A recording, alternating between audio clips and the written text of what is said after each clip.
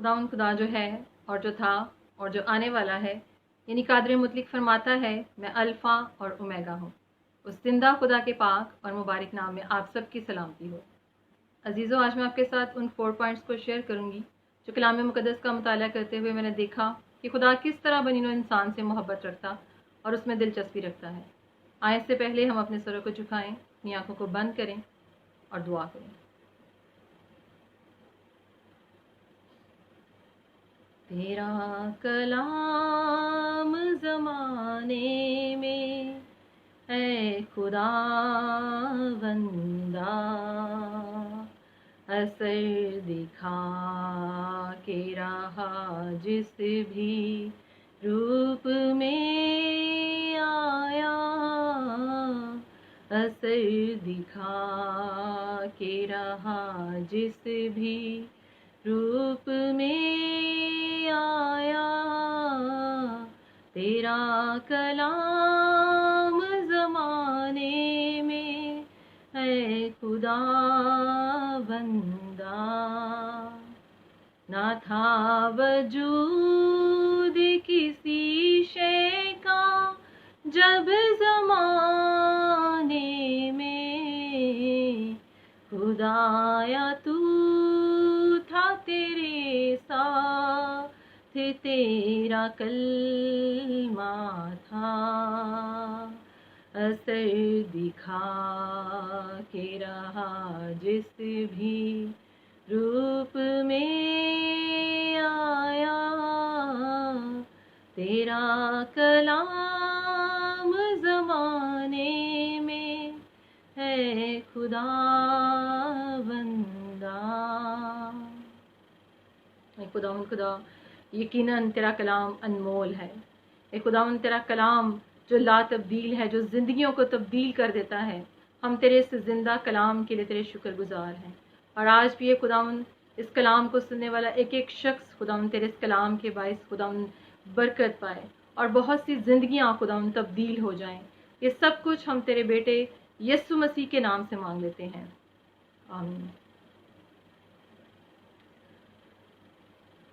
عزیزو، آج میں آپ کے ساتھ جن 4 پوائنٹس کو شیئر کروں گی وہ ہے شخصی زندگی، خاندانی زندگی، کلیسیا میں اور پوری دنیا سے خدا محبت رکھتا اور اس میں دلچسپی رکھتا ہے۔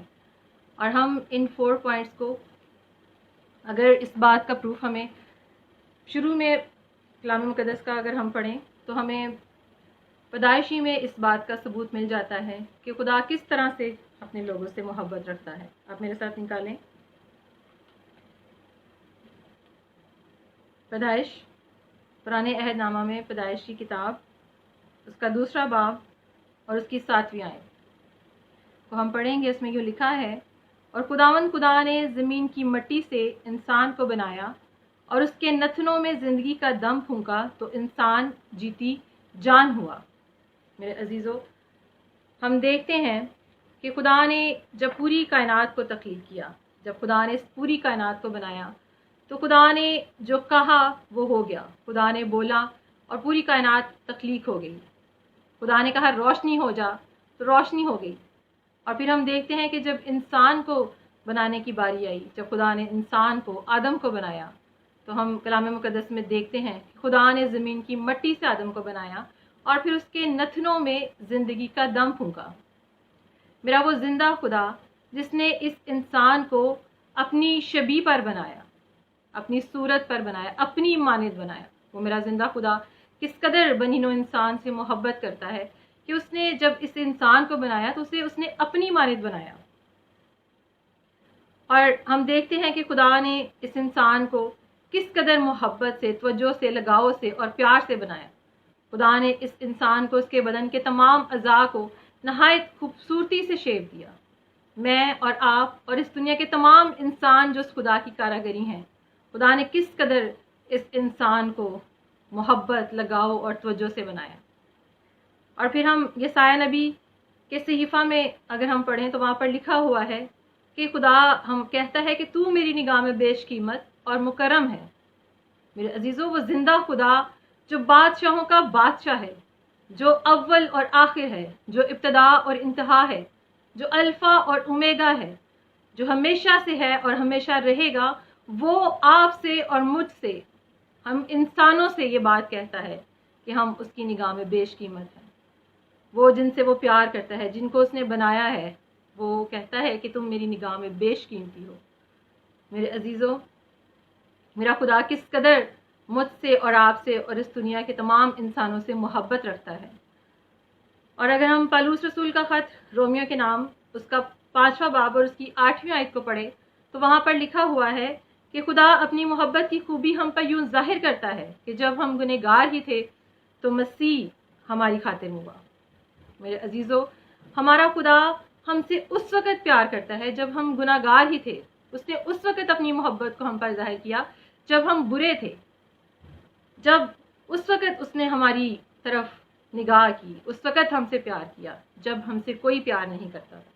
اور دنیا میں رہتے ہوئے ہم دیکھتے ہیں کہ جب تک ہمارے اندر کوئی قابلیت نہ ہو، جب ہمارے اندر کوئی اچھائی نہ ہو، ہمارے اندر کوئی ہنر نہ ہو، تو کوئی شخص ہمارے ساتھ کھڑا ہونا پسند نہیں کرتا۔ دنیا اس وقت ہمیں پسند کرتی ہے، اس وقت ہمارے ساتھ کھڑی ہوتی ہے جب ہم کامیاب ہوتے ہیں، جب ہم دنیا میں نمایاں اپنی قابلیت کی وجہ سے سامنے آتے ہیں، جب ہم ایک نمایاں حیثیت رکھتے ہوئے سامنے آتے ہیں، تب دنیا ہم سے پیار کرتی ہے۔ لیکن ہمارا زندہ خدا اس وقت ہم سے پیار کرتا ہے، اس وقت اس نے ہم سے پیار کیا جب ہم گنہگار ہی تھے، جب ہم اس لائق نہ تھے کہ کوئی ہم سے پیار کرتا۔ اس نے گناہ کی حالت میں ہم سے محبت کی، ہمیں پیار کیا۔ اور میرے عزیزوں، وہ ہم سے ایسا پیار کرتا ہے جو کسی بھی چیز کا ہم سے طلبگار نہیں ہے۔ وہ کوئی انکنڈیشنل لو ہمارا خدا ہم سے کرتا ہے۔ اور میرے عزیزوں، میں اور آپ، ہم انسان ہوتے ہوئے جب کسی چیز کو بناتے ہیں، چاہے وہ ہمارا گھر ہی ہو اور ہماری اولاد ہی کیوں نہ ہو جو ہماری ذات کا حصہ ہے، ہم اس سے بے انتہا محبت کرتے ہیں۔ اور اسی طرح ہمارا زندہ خدا جس نے مجھے اور آپ کو بنایا ہے، وہ بھی ہم سے بے انتہا محبت کرتا ہے۔ تو میرے عزیزوں، کیا یہ اس بات کا ثبوت نہیں ہے کہ ہمارا زندہ خدا کس قدر ہم سے محبت کرتا اور ہم سے پیار کرتا ہے؟ وہ شخصی طور پر ہماری ذات سے متعلق ہر ایک معاملے میں ہم سے محبت کرتا ہے۔ اس دنیا کا کوئی بھی انسان، چاہے کوئی مرد ہو، چاہے کوئی عورت ہو، کوئی بچہ ہو، کوئی بوڑھا ہو، کوئی جوان ہو، خدا ہر ایک سے محبت کرتا ہے۔ وہ ہر ایک کی بھلائی چاہتا ہے، وہ ہر ایک کے لیے زندگی کے تمام معاملات میں اس کی فکر کرتا ہے۔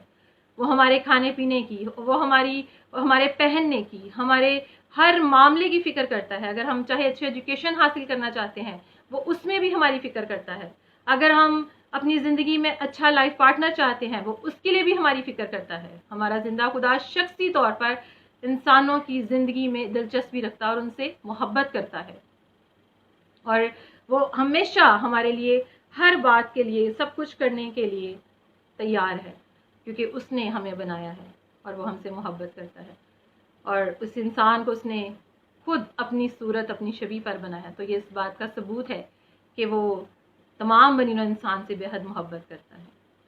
ہم دوسرے پوائنٹ کو دیکھیں گے کہ خدا خاندانی طور پر بھی ہم سے محبت کرتا ہے، اور اس کے لیے ہم پیدائش اس کا 2 باب اور اس کی 21 آیت کو پڑھیں گے۔ اس میں یہ لکھا ہے، اور خداوند خدا نے آدم پر گہری نیند بھیجی اور وہ سو گیا، اور اس نے اس کی پسلیوں میں سے ایک کو لیا اور اس کی جگہ گوشت بھر دیا۔ اور خداوند خدا نے اس پسلی سے جو اس نے آدم میں سے نکالی تھی ایک عورت بنا کر اسے آدم کے پاس لایا۔ میرے عزیزو، یہاں پر ہم دیکھتے ہیں کہ خدا نے عورت کو آدم کی پسلی میں سے بنایا، آدم کی پسلیوں میں سے ایک پسلی کو لیا اور اسے بنایا۔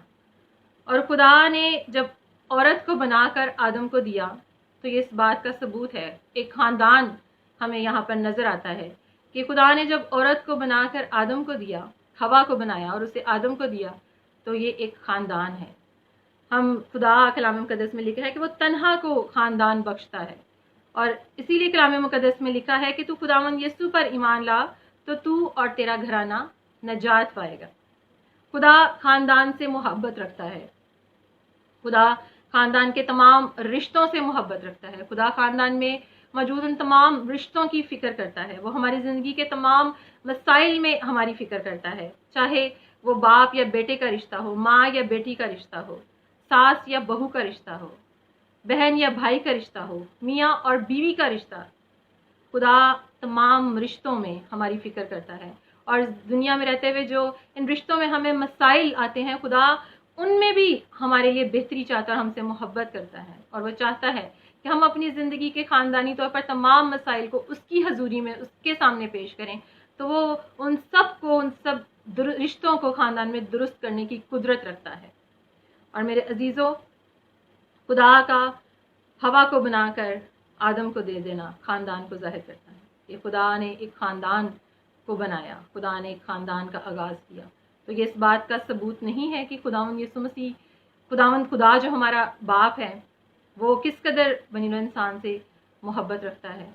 और उसने खुदावंद यीशु मसीह को, जो उसका बेटा है, वो भी उसने शख्सी तौर पर, ख़ानदानी तौर पर हमारे लिए दे दिया, ताकि हम उसके बेटे पर जब ईमान लाएं तो हमेशा की ज़िंदगी पाएं। और मेरे अजीज़ों, हमारा खुदा किस कदर हमसे मोहब्बत रखता है। और ज़बूर 112 और उसकी पहली, दूसरी और तीसरी आयत का अगर हम मुताला करें, तो वहाँ पर हम ऐसे शख्स की मुबारक हाली को देखते हैं। वो शख्स जो खुदा से डरता, उसके साथ चलता है, वो ख़ानदान जो खुदा के साथ चलता है, तो फिर हम उनकी मुबारक हाली को देखते हैं कि वो ख़ानदान, वो शख्स जो खुदा के साथ चलता है, उसकी औलाद ज़मीन पर ज़ोरावर ठहरती है। और फिर हम देखते हैं कि उसके घर में मालो दौलत की कमी नहीं होती। खुदा उसके खाने पीने पर बरकत को जारी करता है और उसकी ज़िंदगी में हर तरह की नेमतें और बरकतें हम देखते हैं। तो मेरे अजीज़ों, क्या ये सबूत नहीं है कि खुदा ख़ानदान से मोहब्बत करता है, खुदा ख़ानदान में दिलचस्पी रखता है, खुदा हर एक शख्स की ज़िंदगी के तमाम मामलात में दिलचस्पी रखता है। हम तीसरे पॉइंट को देखेंगे कि खुदा कलीसिया से मोहब्बत रखता और उसमें दिलचस्पी रखता है। पैदाइश 3 बाब उसकी 15 आयत को हम पढ़ेंगे। उसमें लिखा है, और मैं तेरे और औरत के दरमियान और तेरी नस्ल और औरत की नस्ल के दरमियान अदावत डालूंगा, वो तेरे सर को कुचलेगा और तू उसकी एड़ी पर काटेगा। हमारा पुराना दुश्मन लूसीफर, जिसे खुदा ने कहा कि मैं तेरे और औरत के दरमियान और तेरी नस्ल और औरत की नस्ल के दरमियान अदावत डालूंगा, यहाँ पर औरत बनी इसराइल को भी जाहिर करती है। और यहाँ पर हम खुदा की तरफ से यीशु मसीह के लिए उस पहली पेशन गोई का ऐलान सुनते हैं जो खुद जिंदा खुदा ने किया। इसी तरह हम यसाया नबी के सहीफा को अगर हम पढ़ें, तो वहाँ पर हम यीशु मसीह की आने की बेशुमार पेशन गोइयों का ऐलान वहाँ पर सुनते हैं। और इसमें कोई शक नहीं कि यसाया नबी की किताब को 5वीं अंजील भी कहा जाता है। और मेरे अजीज़ों, हम यूहन्ना 1 बाब उसकी पहली आयत को अगर हम पढ़ें, तो वहाँ पर लिखा है, इब्तिदा में कलाम था और कलाम खुदा के साथ था और कलाम खुदा था। सब चीज़ें उसी के वसीला से पैदा हुई और जो कुछ पैदा हुआ उसमें से कोई चीज़ भी उसके बगैर पैदा नहीं हुई। यीशु मसीह जो पहले से मौजूद है और कलीसिया जो कि मसीह का बदन है, वो भी पहले ही से मौजूद है। अगर हम मुकाशवा उसका 1 बाब उसकी 12 आयत को पढ़ें, तो वहाँ पर 7 चिरागदानों का जिक्र है और 7 चिरागदानों के बीच में हम एक आदमजात सा एक शख्स देखते हैं और वो आदमजात शख्स खुदावंद यीशु मसीह है। और 7 चिरागदान जो है वो आलमगीर कलीसिया की नुमाइंदगी करते हैं। और हम देखते हैं कि वहाँ पर यूहन्ना आरफ से यीशु मसीह ने कहा कि मैं अव्वल और आखिर हूँ। और ये अल्फाज जो सिर्फ जिंदा खुदा ने बोले, और हम कलाम मुकद्दस में सिर्फ जिंदा खुदा को ये अल्फाज कहते हुए पढ़ते हैं कि ये खुदा ने कहा कि मैं अव्वल और आखिर हूँ। और उसके बाद हम यीशु मसीह को ये अल्फाज कहते हुए कलाम मुकद्दस में पढ़ते हैं, सुनते हैं और देखते हैं कि यीशु मसीह ने कहा कि मैं अव्वल और आखिर हूँ। और खुदा जिसने बनाए आलम से पेशतर कलीसिया को चुन लिया, उसने कलीसिया के लिए पहले ही से मंसूबा तैयार कर दिया था। उसने कलीसिया के लिए पहले ही से ये मंसूबा रखा था कि वो कलीसिया को बचाए, कलीसिया को छुड़ाए। और उसने यीशु मसीह में पहले ही से कलीसिया के लिए भी सारा प्लान कर दिया था। और वो जिंदा खुदा जो भी खुदावंद यीशु मसीह को अपना शख्सी निजात दहिंदा कबूल करते हैं, वो खुदा की कलीसिया यीशु मसीह جو اسے قبول کرتے ہیں وہ اس کی کلیسیا جو یسوع مسیح کی دلہن ہے اسے خداوند یسوع مسیح جو ہے وہ لینے کے لیے آنے والا ہے. اور خدا اپنی کلیسیا سے محبت رکھتا ہے اور اس نے کلیسیا کے لیے پہلے ہی سے پلان کر دیا. اس نے کلیسیا کے لیے اپنا بیٹا، اکلوتا بیٹا یسوع مسیح کو دے دیا تاکہ ہم اس پر ایمان لائیں اور اس پر ایمان لانے کے باعث ہم چھڑائے اور بچائے جائیں. اور اسی لیے میرے عزیزو، کرنتھیوں کے نام پولس رسول کا اگر ہم پہلا خط اس کا 6 باب اور اس کی 19 آیت کو پڑھیں تو وہاں پر لکھا ہے، کیا تم نہیں جانتے کہ تمہارا بدن روح القدس کا مقدس ہے جو تم میں بسا ہوا ہے اور تم کو خدا کی طرف سے ملا ہے اور تم اپنے نہیں.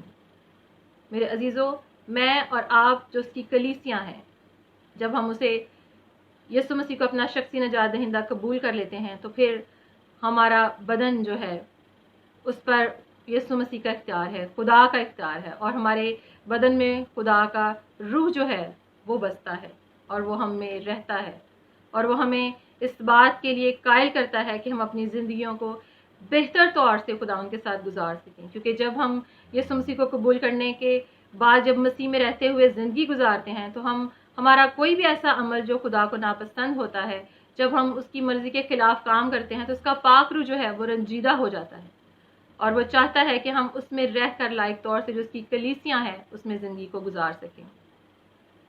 اور میرے عزیزو، ہمیں ضرورت ہے کہ ہم اپنے بدنوں سے خدا کے جلال کو ظاہر کریں. اور میں اور آپ جو اس کی کلیسیاں ہیں وہ پہلے ہی سے موجود ہے. جب یسوع مسیح موجود ہے، جب اس کا بیٹا موجود ہے تو کلیسیا بھی جو مسیح کا بدن ہے وہ بھی پہلے ہی سے موجود ہے. اور اس کے لیے بھی خدا کا منصوبہ ہم ابتدا ہی میں پہلے ہی سے دیکھ لیتے ہیں کہ اس نے اپنا اکلوتا بیٹا شخصی طور پر، خاندانی طور پر اور پھر کلیسیا کے لیے دے دیا. اب ہم چوتھے پوائنٹ کی طرف بڑھیں گے کہ خدا نے نہ صرف شخصی طور پر، خاندانی طور پر اور کلیسیائی طور پر ہم سے محبت کی، بلکہ وہ پوری دنیا سے محبت کرتا ہے. وہ پوری دنیا کے انسانوں سے محبت کرتا ہے اور ان میں دلچسپی رکھتا ہے. اس کے لیے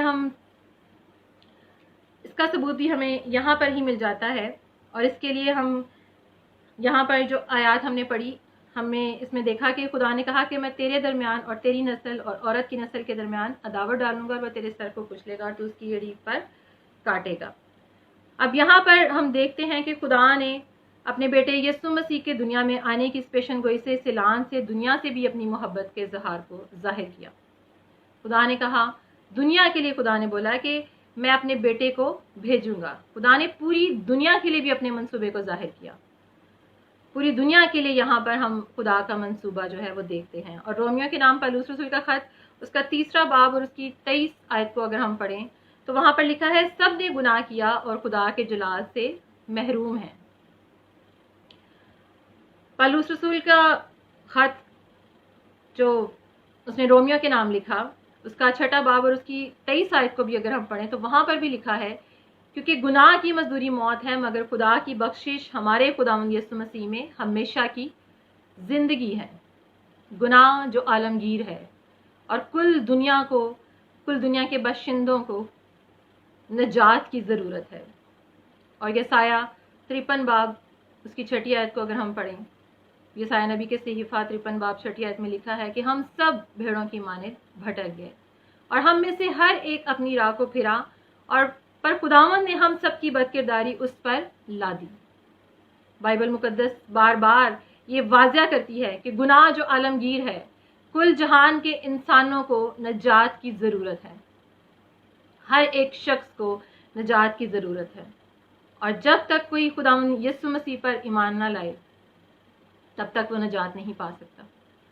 خدا کے ساتھ ہمارا رشتہ تب ہی جڑ سکتا ہے، تب ہی بحال ہو سکتا ہے جب ہم اس کے بھیجے ہوئے کو، اس کے بیٹے کو جو اس نے کل جہان کے لیے، کل دنیا کے لیے دے دیا، جب تک ہم اس پر ایمان نہیں لائیں گے. اور میرے عزیزو، گلتیوں کے نام پولس رسول کا خط جو ہے اس کا 3 باب اور اس کی 26 آیت کو اگر ہم پڑھیں تو وہاں پر لکھا ہے، کیونکہ تم سب اس ایمان کے وسیلہ سے جو مسیح یسوع میں ہے خدا کے فرزند ہو. میرے عزیزو، تمام دنیا میں جتنے بھی انسان ہم دیکھتے ہیں وہ اس کے ہاتھ کی کاراگری ہے. اور یہ تمام انسان جو اس کے ہاتھ کی کاراگری تو ضرور ہیں مگر اس زندہ خدا کے فرزند نہیں ہیں. اور یہ فرزند تبھی بن سکتے ہیں جب ہم خداوند یسوع مسیح پر جو اس کا بھیجا ہوا ہے، جو اس کا بیٹا ہے، جب ہم اس پر ایمان لاتے ہیں۔ اور یوحنا پہلا باب اس کی 12 آیت میں لکھا ہے، لیکن جتنوں نے اسے قبول کیا اس نے انہیں خدا کے فرزند بننے کا حق بخشا، یعنی انہیں جو اس کے نام پر ایمان لاتے ہیں۔ میرے عزیزو، جب ہم خداوند یسوع مسیح پر ایمان لاتے ہیں اور اسے اپنا نجات دہندہ قبول کرتے ہیں، تبھی ہمارا ملاپ جو ہے وہ خدا سے ہوتا ہے، اور وہ زندہ خدا جو پاک اور منصف ہے، جو قدوس ہے اور گنہگار کو اپنی بادشاہت میں آسمان پر آنے کی اجازت نہیں دے سکتا، اور اسی لیے اس نے اپنے بیٹے کو کل جہان کے لیے دے دیا تاکہ ہمارا پھر سے اپنے باپ کے ساتھ، جو ہمارا خدا ہے، اس کے ساتھ ہمارا رشتہ جو ہے وہ بحال ہو جائے اور ہم پھر سے اس کے قریب آ جائیں۔ اور اس لیے وہ کلمہ مجسم ہوا اور وہ خود اس زمین پر انسان بن کر اس دنیا میں آیا تاکہ وہ ملاپ وہ پھر سے ہمارا اپنے خدا کے ساتھ ہو سکے، جو اس باغ عدن میں گناہ کے باعث اس میں دوری آئی تھی۔ اور یوحنا کی انجیل اس کا 3 باب 16 آیت، جس سے ہم سب واقف ہیں کہ خدا نے دنیا سے ایسی محبت رکھی کہ اس نے اپنا اکلوتا بیٹا بخش دیا تاکہ جو کوئی اس پر ایمان لائے ہلاک نہ ہو بلکہ ہمیشہ کی زندگی پائے۔ تو میرے عزیزو، یہ اس بات کا ثبوت ہے، یہ اس بات کا پروف ہے کہ اس نے اپنے بیٹے کو کل جہان کے لیے دے دیا تاکہ جو کوئی اس پر ایمان لائے گا وہ ہمیشہ کی زندگی پائے گا۔ اور میرے عزیزو، یہ اس بات کا ثبوت ہے کہ خدا جو ہے وہ پوری دنیا سے محبت رکھتا ہے، اور خدا ان حالات میں چاہتا ہے، اور ابھی ان حالات میں بھی ہم دیکھتے ہیں، ایک نمایاں بات جو ہم دیکھتے ہیں وہ یہ ہے کہ ہر ایک شخص، چاہے وہ کسی بھی قوم کا ہو، چاہے وہ کسی بھی قبیلے کا ہو، چاہے وہ کسی بھی رنگ و نسل کا ہو، سب اس زندہ خدا کو پکار رہے ہیں اور سب کو اس خدا کی جو رحم ہے اس کے طلبگار ہیں، سب کو اس زندہ خدا کی مدد کی ضرورت ہے اور سب اس کی مدد کے طلبگار ہیں۔ تو میرے عزیزو، وہ زندہ خدا تو سب سے محبت کرتا ہے، اس نے تو پہلے ہی سے اپنا بیٹا اس جہان کے لیے دے دیا، اور وہ چاہتا ہے کہ جو کوئی اس پر ایمان لائے گا وہ ہمیشہ کی زندگی پائے گا، اور وہ چاہتا ہے کہ ہم اس پر ایمان لائیں اور بچ جائیں۔ اور میرے عزیزو، مکاشفہ 14 باب اس کی 6 آیت کو میں آپ سب کے ساتھ پڑھوں گی۔ مکاشفہ اس کا 14 باب اور اس کی 6 آیت میں یہ لکھا ہے، پھر میں نے ایک اور فرشتہ کو آسمان کے بیچ میں اڑتے ہوئے دیکھا، جس کے پاس رہنے کے زمین کے رہنے والوں کی ہر قوم اور قبیلہ اور اہل زبان اور امت کے سنانے کے لیے ابدی خوشخبری تھی۔ تو میرے عزیزو، خدا کی یہ خوشخبری، خدا کا یہ زندہ کلام جو اس نے ہمارے لیے دے دیا ہے، وہ کل جہان کے لیے ہے، اور یہ خوشخبری کسی ایک قوم کے لیے نہیں بلکہ تمام دنیا کے انسانوں کے لیے ہے۔ اور ہم دیکھتے ہیں کہ ہمارا زندہ خدا جو ہے، جو سچائی ہے، خداوند جس نے اپنا بیٹا یسوع مسیح دے دیا، اور یسوع مسیح جو سچائی ہے، اور جو کوئی اس پر ایمان لاتا ہے وہ بچ جاتا ہے۔ اور ہم دیکھتے ہیں کہ ہمارا جو خدا ہے، جو محبت سے بھرا ہوا ہے، وہ کسی کے ساتھ زبردستی نہیں کرتا۔ اس نے انسان کو آزاد مرضی پر پیدا کیا ہے، اور آج بھی وہ انسانوں کو ان کے ساتھ زبردستی نہیں کرتا بلکہ اپنی محبت کو ظاہر کرتے ہوئے ان سے کہتا ہے کہ وہ اس کے قریب آ جائیں، وہ اپنی زندگی کو بچا لیں اور اس ہمیشہ کی جہنم کی آگ سے بچ جائیں، اور اس سے بچتے ہوئے ہمیشہ کی زندگی میں داخل ہو جائیں۔ اور اس نے تو پہلے ہی سے سارا منصوبہ اور پلان دے دیا ہے، اب یہ ہم پر ہے کہ ہم کس طرح سے خداوند یسوع مسیح کو اپنا نجات دہندہ قبول کرتے ہوئے خدا کے فرزند کہلاتے ہیں اور اس کے قریب آ جاتے ہیں۔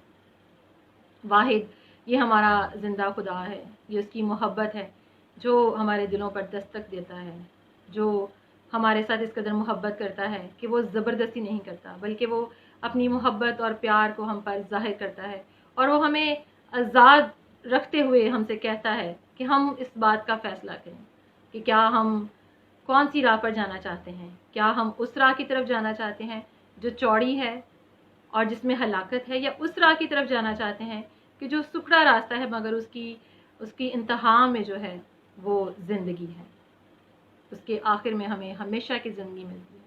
تو میرے عزیزو، آئیں آج ہم اس بات کا فیصلہ کریں اور اس خدا کے قریب آ جائیں جو نہ صرف اب شخصی طور پر، خاندانی طور پر اور کلیسیائی طور پر ہم سے محبت رکھتا ہے، اور اس نے اپنی محبت کو، اپنے منصوبے کو ظاہر کیا، بلکہ وہ پوری دنیا سے محبت رکھتا ہے تاکہ ہم نجات پائیں اور بچ جائیں۔ اور آخر میں آپ سب سے یہی کہنا چاہوں گی، This world is not our home. God's warriors, disciples and believers, get ready, be faithful and be strong. God bless you all.